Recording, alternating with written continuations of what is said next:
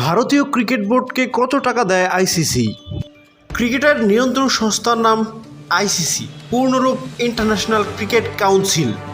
তবে আইসিসিতে ভারতের দাপট ও প্রভাব বোঝাতে সমালোচকদের কখনো কখনো এটিকে ইন্ডিয়ান ক্রিকেট কাউন্সিল বলে থাকেন। সদ্য বিদায়ী আইসিসি চেয়ারম্যান গ্রেগ বার্কলে তো দায়িত্ব ছাড়ার সময় এমনও বলেছেন, একটা দেশের ক্ষমতা ও প্রভাব থাকাটা ক্রিকেট খেলাটিকে বৈশ্বিকভাবে ছড়িয়ে দেওয়ার জন্য সহায়ক নয়। আইসিসিতে ভারতের এই প্রভাবের সবচেয়ে বড় কারণ দেশটির বিশাল বাজার। 140 কোটি মানুষের দেশে ক্রিকেট সবচেয়ে জনপ্রিয়। আইসিসির আয়ের জন্য বড় মাধ্যম। ক্রিকেটের নিয়ন্ত্রণ সংস্থা তার সদস্যগুলোকে যে লভ্যাংশ দেয় তার মধ্যে সবচেয়ে বেশি অংশ পায় ভারতের ক্রিকেট বোর্ড বিসিসিআই। এতটাই বেশি যে অন্যদের কেউ ভারতের 3 ভাগের 1 ভাগও পায় না। 2023 সালে আইসিসির পরবর্তী 4 বছরে তার সদস্যগুলোকে কী পরিমাণ লভ্যাংশ দেবে তার আর্থিক কাঠামো চূড়ান্ত করে।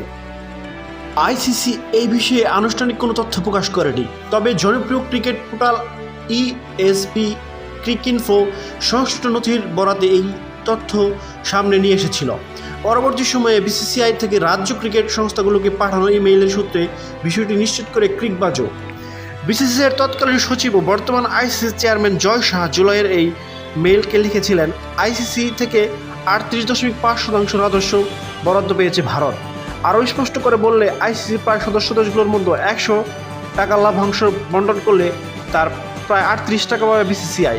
ভারত বাদে আর কোনো দেশে এই 2 অঙ্কের টাকা পাবে না। তৃতীয় সর্বোচ্চ 6.89 টাকা পাবে England and Wales cricket board. তৃতীয় সর্বোচ্চ 6.25 টাকা পাবে ক্রিকেট অস্ট্রেলিয়া সিএ। আইসিসি 2024 থেকে 27 সময়ের জন্য মোট 60 কোটি মার্কিন ডলার প্রাক্কলন করেছিল। এই অনুসারে ভারত 4 বছরে পাবে মোট 23 কোটি 10 লাখ মার্কিন ডলার, যা ইসিবির ক্ষেত্রে 4 কোটি 13 লাখ ও সিএর ক্ষেত্রে 3 কোটি 75 লাখ। জানিয়ে রাখা ভালো, অন্য বোর্ডগুলোর মধ্যে বাংলাদেশের বিসিবির জন্য 4.46% এবং 2 কোটি 47 লাখ 40 হাজার মার্কিন ডলার, পাকিস্তানের জন্য 5.57% বা 3 কোটি 45 লাখ মার্কিন ডলারের প্রস্তাব খবর পাওয়া গিয়েছিল। চূড়ান্তভাবে অনুমোদনের সময় এটি বদলেছে কিনা তা নিশ্চিত হওয়া যায়নি।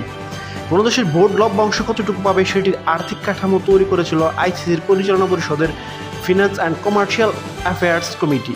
মোট 4টি মানদণ্ড করে লাভাংশের ভাগ করা হয়েছে। এগুলো হচ্ছে সংশ্লিষ্ট দেশের ক্রিকেট ইতিহাস, আইসিসি টুর্নামেন্টগুলোতে ছেলে ও মেয়েদের আসলে গত 16 বছরের পারফরম্যান্স, আইসিসির বাণিজ্যিক আয় অবদান, আইসিসির পূর্ণ সদস্য হিসেবে নির্ধারিত অর্থ, যেটি সব দেশেই সমান।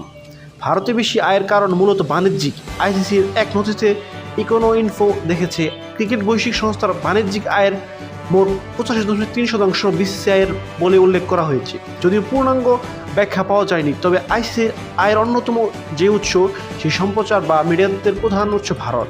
2023 সালে পরবর্তী 4 বছরের জন্য ভারতের ডিজনি স্টার আইসিসির ক্ষেত্রে সম্প্রচার চুক্তি করে, যার চুক্তি মূল্য $3.1 বিলিয়ন।